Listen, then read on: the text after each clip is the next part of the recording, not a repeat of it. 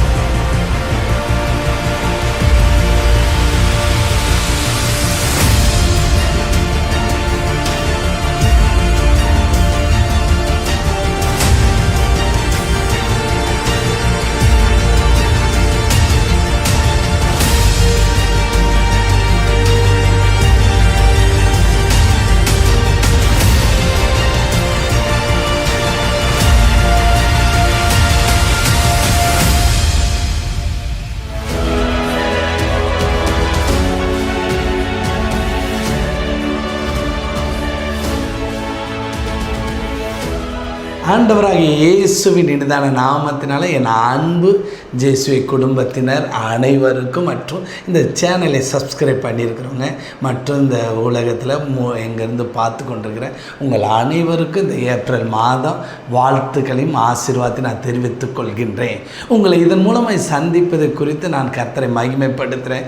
உங்களுக்காக தேவனுடைய வாக்கு தத்தத்தையும் சொல்லி உங்களுக்கும் உங்கள் குடும்பத்துக்கு ஜெபிப்பது கர்த்தர் கொடுத்த அந்த கிருபைக்காக நான் ரொம்ப சந்தோஷப்படுறேன். இந்த நாளிலும் ஒரு பெரிய அற்புதத்தையும் விடுதலையும் கர்த்தர் உங்கள் வாழ்க்கையில் செய்ய இருக்கிறார். இந்த மாதம் அவருடைய வாக்கு தத்தத்தை உங்களோடு நான் பேசுகிறதுக்கு முன்பாக உங்களுக்கு ஒரு அறிவிப்பை நான் சொல்ல கடமைப்படுகிறேன்.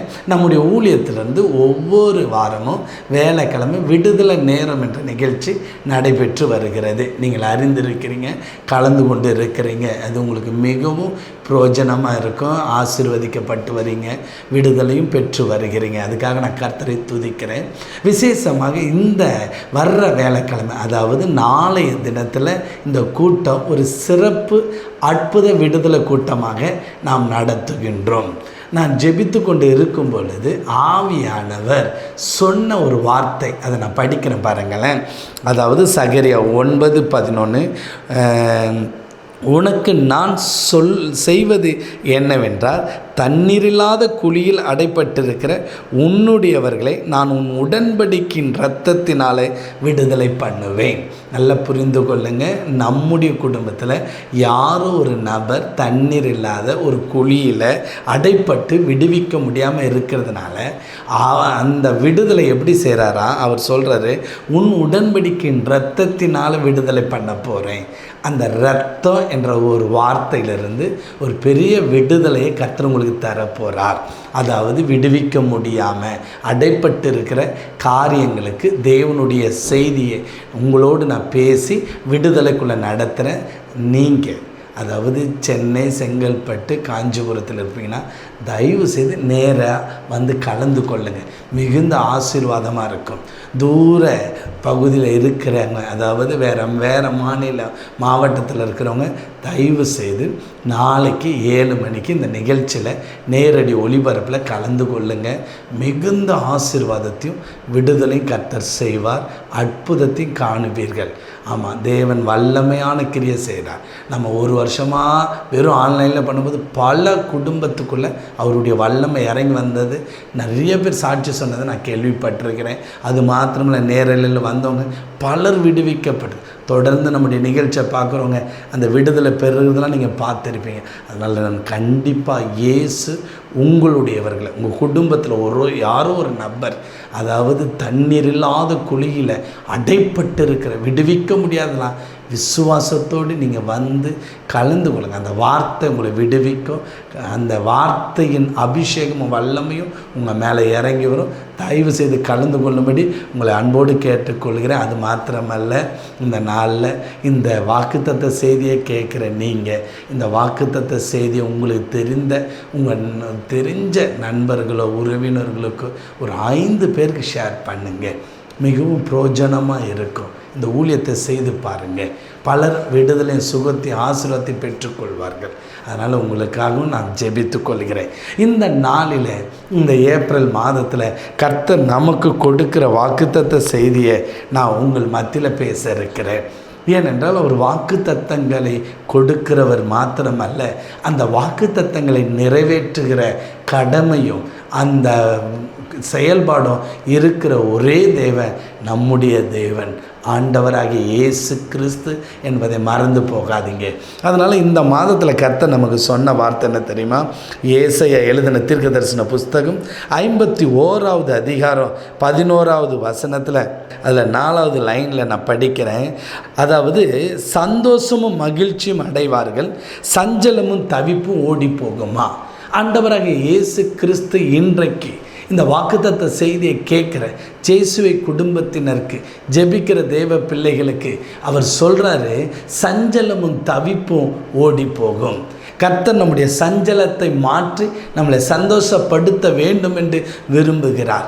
நீங்கள் சஞ்சலத்தோடு இருக்கிறீங்க, நீங்கள் உங்கள் வீட்டு சொந்த பந்தத்தில் வேதனைப்படுத்தி உங்களை சஞ்சலப்படுத்துகிற ஒரு கூட்டம் இருந்து கொண்டே இருக்குது. பக்கத்தில் இருப்பாங்க, பக்கத்து வீட்டில் இருக்கலாம், மேல் வீட்டில் இருக்கலாம், உங்கள் சுற்றுப்புறத்தில் இருக்கலாம். ஆனால் ஆண்டவர் சொல்கிறாரு, நீ அந்த சஞ்சலப்பட்டு மனம் வேதனைப்பட்டு தூக்கம் இல்லாமல், வேதனை இல்லாமல், சாப்பிடாமல் நீ கஷ்டப்படுறீங்க. ஆனால் கர்த்தர் சொல்கிறாரு, அந்த சஞ்சலத்தை கர்த்தர் நீக்க போகிறார். சிலருக்கு சஞ்சலம் வரும், அவங்க வேலை செய்கிற ஸ்தலத்தில், அவங்களுக்கு மேலே இருக்கிறவங்க, கூட இருக்கிற நண்பர்களை, கூட இருக்கிறவங்களை பொறாமை பிடித்து நீங்கள் அவங்களுக்கு நல்லது செஞ்சுருப்பீங்க. ஆனால் இன்றைக்கி அந்த நல்லதை அனுபவித்த அந்த மனிதர்கள் இன்றைக்கி உங்களை சஞ்சலப்படுத்தி கொண்டிருக்கிறாங்க, வேதனைப்படுத்தி கொண்டிருக்கிறாங்க. ஏன் இப்படி நடக்குது? ஏன் இவங்களுக்கு நல்லதானே செஞ்சேன்? ஆனால் ஆண்டவர் சொல்கிறாரு, உங்கள் வேலை ஸ்தலத்தில் அவருடைய வல்லமை வெளிப்பட போகுது. உங்களை யார் சஞ்சலப்படுத்தினார்களோ அவர்களை அப்புறப்படுத்தி உங்கள் தலையை நிமிர பண்ணுறதை நீங்கள் பார்ப்பீங்க. அதை தான் இந்த மாதத்தில் கர்த்தருடைய வல்லமை அது செய்ய போகிறது. ஒரு அதிசயங்கள் நடக்க போகிறது, மகிமையான காரியங்கள் உங்கள் வாழ்க்கையில் நடக்கும். அது மாத்திரம் இல்லை, தொழில் இருக்கலாம், வியாபாரத்தில் இருக்கலாம், சஞ்சலத்தோடு நீங்கள் நடந்து கொண்டு இருக்கலாம். ஒரு வியாபாரத்தில் ஒன்றும் இல்லை, ஒரு வேதனை மத்தியில் போகலாம். நான் சொல்கிறேன், இந்த நாளுக்கு பிறகு உங்களுடைய தொழிலில் உங்கள் சஞ்சலம் நீங்கி ஒரு சந்தோஷத்தை பார்ப்பீங்க, ஒரு மகிழ்ச்சியை நீங்கள் பார்ப்பீங்க. கண்டிப்பாக கர்த்தர் செய்வார். அவருடைய வார்த்தை நிறைவேறும். அவர் சொல்லியும் செய்யாது இருப்பாரோ, அவர் சொன்னதை செய்து முடிக்கிற ஒரு வல்லமுள்ள தேவன். இந்த மாதத்தில் உங்கள் சஞ்சலம்லாம் நீங்கி ஆசீர்வதிக்கிறதை நீங்கள் பார்ப்பீங்க. வேதத்தில் ஒரு சம்பவம் இருக்கிறது. அன்னாள் என்ற ஒரு மகள் இருக்கிறார். அவங்களுடைய கணவர், அந்த கணவருக்கு 2 மனைவி. அந்த 2வது மனைவிக்கு குழந்தை இருக்குது, இந்த மகளுக்கு குழந்தையே கிடையாது. ஆனால் இவங்க எல்லாமே என்ன செய்வாங்கன்னா, வருஷந்தோறும் தேவாலயத்துக்கு போவாங்க, குடும்பமாக போய் நல்லா தேவனை தொழுது கொண்டு. அப்போ அவங்க சாப்பிட்டுட்டு இருக்கும் பொழுது இன்னொருத்தி அந்த மகளை ரொம்ப வேதனைப்படுத்துவாங்க, சஞ்சலப்படுத்தும், அழுது கொண்டே இருப்பாங்க. அவங்க கணவர் போய் தேற்றுறாரு, அம்மா ஏன் அழுவுற, எல்லா பிள்ளைகளையும் பார்க்கல, நீ எனக்கு அருமையானவள் அல்லவா, அப்படிலாம் புகழ்ந்து பேசுகிறார். ஆனாலும் அவளுடைய சஞ்சலம் நீங்கலை. இன்றைக்கி உங்கள் வாழ்க்கையில் இருக்கிற சஞ்சலத்தை நீக்க ஒருத்தரும் கிடையாது. நமக்கு சப்போர்ட் பண்ணி பேசுகிறாங்க, நல்லது தான். ஆனால் அந்த சஞ்சலம் மாறலை பார்த்தீங்களா? இன்னும் கண்ணீர், இன்னும் வேதனை. அதே தான் அந்த அண்ணாலும் அனுபவிச்சுட்டு இருந்தான். யோசிச்சு பாருங்கள், அந்த கணவர் ரொம்ப நேசிக்கிறார், அன்பு காட்டுறார். ஆனால் சஞ்சலம், அந்த அம்மாவுக்கு எதனால இந்த சஞ்சலம், எதனால இந்த அவமானம், ஏதோ ஒரு காரியம் குறைவாக இருக்கிறது, அதனால தான் இந்த சஞ்சலப்படுகிறோம். நீங்கள் வேலை ஸ்தலத்தில் நீங்கள் சஞ்சலப்படுறதுக்கு காரணம் ஏதோ ஒரு குறைவு இருக்குது உங்கள் வாழ்க்கையில். அதனால தான் அது என்ன குறைவுன்னு கண்டுபிடிக்கணும்ல. உங்கள் வாழ்க்கையில் அதை புரிஞ்சுக்கிங்க. ஃபஸ்ட்டு சஞ்சலம் வர காரணம் என்ன? ஏதோ ஒரு குறைவு இருக்குது நம்ம வாழ்க்கையில். இந்த மகளுக்கு என்ன குறைவு? குழந்தை இல்லை, அதுதானே ஒரு குறைவு. அப்போ அந்த குறைவை நிறைவாக்குறது யார்? யோசிச்சு பாருங்க. அதைத்தான் அந்த மகள் ஒரு முடிவு எடுக்கிறாள். அதுக்காக அவன் என்ன செய்கிறா? அவங்கெல்லாம் சாப்பிட்டு முடித்தோடனே தேவாலயத்துக்குள்ளே போகிறா. உள்ளே போய் தேவனுடைய சமூகத்தில் விழுந்து ஜெபித்து கண்ணீர் வடித்து தன்னுடைய இருதயத்தில் இருக்கிறதெல்லாம் இந்த கடவுள்கிட்ட சொல்கிறான். வானத்தையும் பூமி உண்டாக்கின தேவன் இந்த தேவாலயத்தில் பிரசன்னமாகி இருக்கிறான்ட்டு தன்னை உடைத்து அவள் சொல்கிறான். அப்போ ஆண்டவர் அவளுடைய ஜெபத்தை கேட்குறார். புரியலையா? உங்கள் வாழ்க்கையில் வருகிற சஞ்சலங்கள், குடும்பத்தில் வர்ற சஞ்சலம், வேலை ஸ்தலத்தில் வர்ற சஞ்சலம், உங்களுடைய தொழில் வியாபாரத்தில் வர்ற சஞ்சலம், உங்கள் சொந்த பந்தத்தில் உங்கள் சுற்றுப்புறத்தில் வர்ற சஞ்சலத்துக்கு காரணம் குறைவு தான். அந்த குறைவை நிறைவாக்க உங்கள் கணவராலையும் முடியாது, உங்களுடைய ஆஃபீஸில் இருக்கிற உங்களுக்கு பக்கபலமாக இருக்கிற உங்கள் மேனேஜராலையும் முடியாது, உங்கள் தொழில் பக்கத்தில் இருக்க யாராலையும் முடியாது. அந்த குறைவை நிறைவாக்க இயேசுவால் மாத்திரம்தான் முடியும் என்பதை அந்த மகள் கண்டுபிடித்தான். யோசித்து பார்த்தீங்களா? இன்றைக்கி உங்களுக்கு தெரியல. அப்போ ஏதோ ஒரு குறைவு, அந்த குறைவை வைத்து தானே உங்களை சஞ்சலப்படுத்துகிறாங்க. அதுதான் உங்களுடைய வேலை ஸ்தலத்தில் உங்களுக்கு அந்த ப்ராஜெக்ட் பண்ண முடியல. அது ஏன்னா உங்களுக்கு தெரியல. தெரிஞ்சால் நீங்கள் பண்ணிடுவீங்களே. அது குறைவு என்ன பண்ணுறது? ஜெபிங்க. உங்கள் குறைவை மாற்றுறதுக்கு வழியை பண்ணுங்க. குறைவை மாற்றாமல் உங்களுடைய சஞ்சலம் நீங்காது. ஆசீர்வாதம் வராமல் தொழிலில் எப்படி சஞ்சலம் நீங்கும்? அதை மாற்றணும்னா குறைகள் மாறணும். ஒரே வழி, நீங்கள் முழங்கால் படிட்டு அவர் சமூகத்தை நாடுங்க. நீங்கள் அவர் சமூகத்தை நாடி பாருங்களேன். தேவன் தம்முடைய வல்லமையை வெளிப்படுத்துவார். ஆனால் நீங்கள் முடிவெடுக்கணும், ஒரு தீர்மானம், அவர் சமூகத்தை நாடுங்க. உங்கள் குறைவை மாற்ற அவர் ஒருவரால் தான் முடியும். கண்டிப்பாக உங்கள் சஞ்சலம் மாறிடும், உங்களுடைய வேதனைகள் மாறிடும். யோசிச்சு பாருங்கள். 12 வருஷம் பெரும்பாடு உள்ள ஸ்திரீ தன்னுடைய ஆஸ்தி சொத்து எல்லாம் வித்துட்டான். வியாதி, அதனால் சஞ்சலம், நிம்மதி இல்லை, தூக்கம் இல்லை, பெரும்பாடு உள்ள கஷ்டப்பட்டு கொண்டிருந்த அந்த மகள் அவளுடைய வேதனை நீங்கணும். அவள் வேதனை நீங்குவதற்காக அவர் அந்த ப்ராப்ளத்துக்கு சரி பண்ணது அவர் ஒரு தீர்மானம் பண்ணால் இயேசுவை தேடி போனான். இயேசுவை தேடி போகும்பொழுது கர்த்தருடைய வல்லமை அவளை தொட்டது. இன்றைக்கி நீங்கள் அவரை தேடி பாருங்களேன். உண்மையிலே சொல்கிறேன், அவருடைய வல்லமை உங்களை தொடும். நீங்கள் வேறு எந்த மதத்தினராக இருங்க, அவரை தேடி பாருங்கள். அவருடைய வல்லமை உங்களை தொட்டு உங்களுடைய குறைவுகளை, உங்களை வேதனைப்படுத்துகிற எல்லாவற்றையும் கர்த்தர் மாற்றி போடுவார், அற்புதத்தை செய்வார். இன்றைக்கி கர்த்தர் உங்களை அண்ணாலே சந்தோஷப்படுத்தின கர்த்தர், அந்த 12 வருஷம் பெரும்பாடு உள்ள ஸ்திரீயுடைய வேதனை நீக்கின கர்த்தர் உங்களையும் சந்தோஷப்படுத்துவார், மகிழ்ச்சிப்படுத்துவார். கண்டிப்பாக நடக்கும். இது உங்கள் குறைவுனால் நடக்கிற சஞ்சலம். இன்னும் ஒன்றே ஒரு சஞ்சலத்தை பற்றி நான் உங்களோடு பேசிட்டு நான் உங்களுடைய குடும்பத்துக்காக நான் ஜெபிக்க இருக்கிறேன்.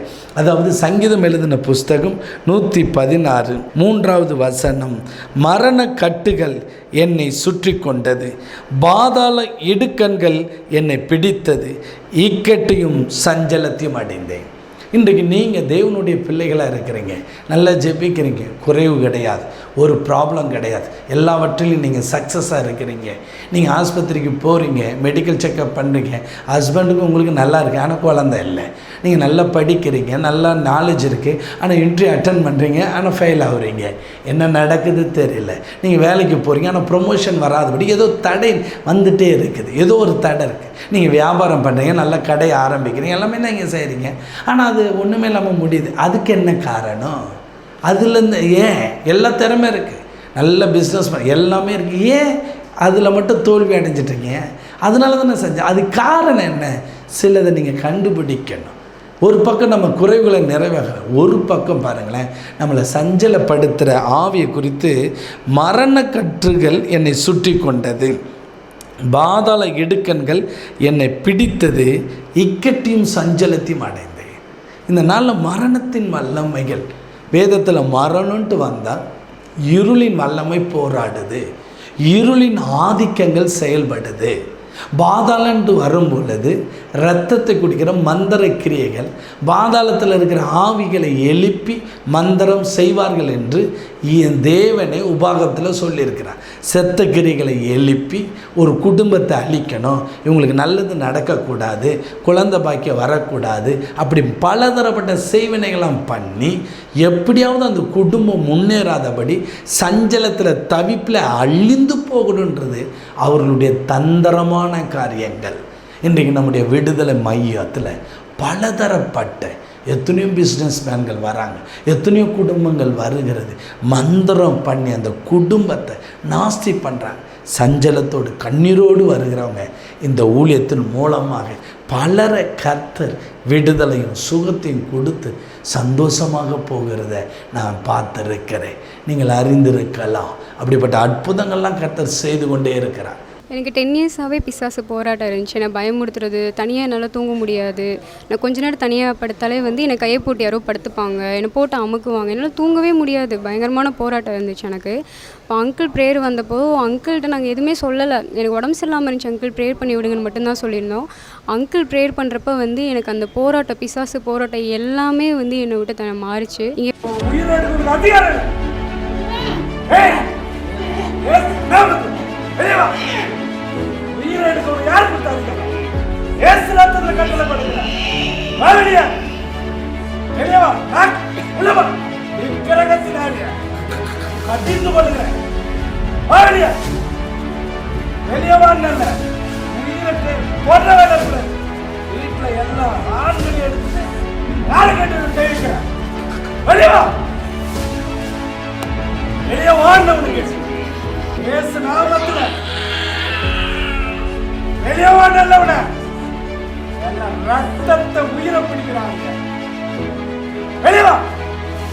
என்ன நடந்துச்சுன்னே தெரியல. ஆனாலும் தொண்டை இறுகிச்சு, தொண்டைனால பேச முடியலை. அவர் ப்ரேயர் பண்ணார். தோல் வலி, உடம்புல ஊரம் சரீரத்தில் தீய வச்சு சுட்டர் மாதிரி எரிச்சல், ஒரே எரிச்சல். ப்ரேயர் பண்ணி முடிய எனக்கு ஆண்டவர் சுகம் கொடுத்தாரு. எவ்வளோ அற்புதத்தை கர்த்தர் செய்திருக்கிறார். சரி, இந்த மரணம் பாதாள கட்டத்திலிருந்து விடுவிக்கப்படணும்னா அந்த இடத்துல இந்த சங்கீதக்காரன் சொல்லியிருக்கிறார் பாருங்களேன், 4வது வசனம். அப்பொழுது நான் கர்த்தருடைய நாமத்தை தொழுது கொண்டு, கர்த்தாவே என் ஆத்துமாவை விடுவியும் என்று, அதாவது நான் கெஞ்சினேன் என்று அவர் சொல்லியிருக்கிறார். நல்லா யோசிச்சு பாருங்கள். ஒரு மரண கேட்டு போராட்டங்கள் வரும் பொழுது கர்த்தரை தொழுது கொண்டு கர்த்தருடைய நாமத்தை அவர்கிட்ட போய் சொல்லி நம்ம விடுவிக்கப்பட நம்ம கெஞ்சினுமா என்று எழுதப்பட்டிருக்கு. இப்படித்தான் எஸ்தர் எழுதின புஸ்தகத்தில் இப்படியா யூதர்களை அழிக்கும்படி ஆமன் தந்திரமான காரியத்தை செய்து எப்படியாவது யூதர்களை அழிக்கணும். அவனை எப்படின்னா பொறாமை நிமித்தம் மொர்தெகாய் அவனை மதிக்கலை, எப்படியாவது இவங்களை அழிக்கணும் என்று தூக்கு மரத்தை நியமித்து அதுக்கு வேண்டிய காரியங்களை அவன் செய்து வந்தான். அப்பொழுது நம்முடைய மொர்தெகாய் எஸ்தர்கிட்ட போய் சொல்கிறான், எப்படியாவது நம்ம மக்களை மீட்டெடுக்கணும், அதுக்கு நீ தான் உதவி செய்யணும் போது அந்த எஸ்தர் அந்த மகள் என்ன செய்தா தெரியுமா? அவங்கள எல்லாரையும் கூப்பிட்டு நம்ம கர்த்தரை தேடலாம், உபவாசம் இருந்து ஜெபிக்கலாம், அப்படி ஒரு முடிவை எடுத்தாங்க. அதனுடைய பலன் என்ன? நான் இன்றைக்கி சொல்கிறேன், நல்லா கேளுங்க. நீங்கள் ஒரு பக்கம் கர்த்தருடைய சமூகத்தை தேடும்போது உங்கள் குறைவுகள் மாறிடும். ஆனால் உபவாச ஜெபத்தை ஆரம்பிக்கும் பொழுது பலவான்கள், அதாவது சில ஜாதி பிசாசுகள், சில மந்திர கிரியைகள்லாம் அழிக்கப்பட நம் உபவாசம் இருந்து ஜெபிக்கும் பொழுது எல்லா கட்டுகளும் உடைக்கப்படும், தடைகள் உடைக்கப்படும், எல்லா தடைகளையும் கர்த்தர் மாற்றி போடுவார். அதுதான் உபவாச ஜெபம். இதைத்தான் அந்த எஸ்தர் முடிவெடுத்தா. கடைசியில் நடந்தது என்ன? அவங்கள சஞ்சலப்படுத்தின அந்த ஆமோனை கர்த்தர் எதை விதைத்தானோ அதை அறுக்க ஆரம்பித்தான். இன்றைக்கு உங்கள் குடும்பத்தை அழிக்க மந்திரம் பண்ணி செய்வினை பண்ணி தீய சக்திகளை அனுப்பின ஒவ்வொருவனையும் கர்த்தர் இந்த மாதத்தில் அப்புறப்படுத்தி உங்கள் தலையை மறுபடியும் நிம்மர பண்ண போகிறார். இப்பொழுது நான் உங்களுக்காக ஜெபிக்க போகிறேன். உங்கள் சஞ்சலமும் தவிப்பும் ஓடி போகிறத நீங்கள் பார்ப்பீங்க. நம்ம ஜெபிக்கலாமா? இருக்கிற இடத்துல அப்படியே கண்களை மூடி அப்படியே கர்த்தரை சோத்திரம் பண்ணுங்க. நன்றி ஆண்டவரே, நன்றி நன்றி செலுத்துங்க, நன்றி செலுத்துங்க. தேவ வல்லமை இறங்கி வரட்டும், தேவ பிரசன்னம் இறங்கி வரட்டும், தேவ கிருபை இறங்கி வரட்டும். எல்லாம் ஜெபிங்க, எல்லாரும் சோத்திரம். கண்களை மூடி கொஞ்ச நேரம், ஆண்டவரே என் வாழ்க்கையில் நீங்கள் இந்த மாதம் ஏப்ரல் மாதம் நீங்கள் சொல்லியிருக்கிறீங்க சஞ்சலமும் தவிப்பும் ஓடி போகும் என்று. ஆண்டவரே எல்லாரும் சொல்லுங்கள், ஆண்டவரே இந்த நாளில் நான் சஞ்சலப்படுகிறதுக்கு காரணம் ஏதாவது என் வாழ்க்கையில் குறைவு இருந்தா, சரீரத்தில் குறைவு இருந்தா, ஞானத்தில் குறைவு இருந்தா, தொழில் செய்யாதபடிக்கு குறைவுகள் இருக்குமானா இப்பொழுது உம்முடைய சமூகத்தை நாடி வந்திருக்கிறேன்ப்பா. என்னுடைய பலத்தினால் அல்ல, என் திறமையினால் அல்ல, என் அறிவினால் அல்ல, என்னுடைய ஞானத்தினாலும் அல்ல, உம்முடைய சமூகத்துக்கு எனக்கு உதவி செய்யுங்க. எல்லாம் கேளுங்க, வாயில திறந்து உம்முடைய சமூகம் எனக்கு வரட்டும், உம்முடைய சமூகத்தை நாடி வந்திருக்கிறேன்ப்பா, எனக்கு உதவி செய்யுங்க ஆண்டவரை. கேளுங்க, அன்னாளுக்கு உதவி செய்த அதே வல்லமுள்ளவர் இன்றும் மாறாத தெய்வமே எனக்கு உதவி செய்யுங்க. எல்லாம் கேளுங்க, கேளுங்க, வாயில திறந்து கேளுங்க. நன்றி, நன்றி, தேங்க்யூ ஃபாதர். அந்த அற்புதத்தை செய்யுங்கப்பா. ஓ, எந்த காரியத்தில் இந்த சொந்தக்காரங்க, குடும்பத்தினர், அக்கம் பக்கத்தினர் பிள்ளைகளை சஞ்சலப்படுத்துகிறாங்களோ அந்த குறைவை நிறைவாக்குங்க. வேலை ஸ்தலத்தில் அதை நிறைவாக்குங்க. எந்த இடத்துல அவமானப்பட்டாங்க அந்த இடத்துல மறுபடியும் தலை நிமிர பண்ணும்படி ஜெபிக்கிறேன். வியாபாரங்களாக இருக்கட்டும், எதுவாக இருக்கட்டும், கர்த்தர் தலையை நிமிர பண்ணும்படி நான் ஜெபிக்கிறேன். இவர்கள் வாழ்க்கையில் இருக்கிற குறைவுகளை கிறிஸ்து இயேசுவின் மகிமையினால உம்முடைய ஊழியக்காரன் அந்த கிருபையை, அந்த அபிஷேகத்தை நான் ஜெபிக்கிறேன். அவங்க பெற்றுக்கொள்ளட்டும்ப்பா, பெற்றுக்கொள்ளட்டும். நன்றி தகப்பனே, உம்மை துதிக்கிற சோதரிக்கிற. அடுத்ததாக எல்லாரும் அப்படியே கொஞ்ச நேரம் நன்றி செலுத்திட்டு இருங்க. என்னை கண்ணை தரங்க, இப்பொழுது ஒப்பு கொடுக்கணும். ஆண்டவரே, எங்களை சஞ்சலப்படுத்துகிற பாதாள கட்டுகள், மரண கட்டுகள்லாம் அறுக்கப்படணும். இன்னைக்கு உங்கள் குடும்பத்தில் அந்த பாதாளத்தின் வல்லமை, மரண வல்லமையெல்லாம் வெளிப்பட்டு அறுக்கப்படணும். கொஞ்ச நேரம் இந்த விடுதலை கொடுக்க ஒரே ஒரு கர்த்தராகிய இயேசு ஒருவர் தான் அந்த பாதாளத்தின் வல்லமையை ஜெயித்தார், மரண ஜெயித்தார். அந்த வல்லமுள்ள நாமத்தை கூப்பிடுங்க. அப்படியே கண்களை மூடி, இயேசுவே என் வீட்டுக்குள்ள இறங்கி வாங்க, நான் முடக்கப்பட்ட சூழ்நிலையில் இருக்கிறேன். ஆண்டவரே சோத்திர, அழிவின் விளிம்பில் நான் இருந்து கொண்டு இருக்கிறேன்ப்பா.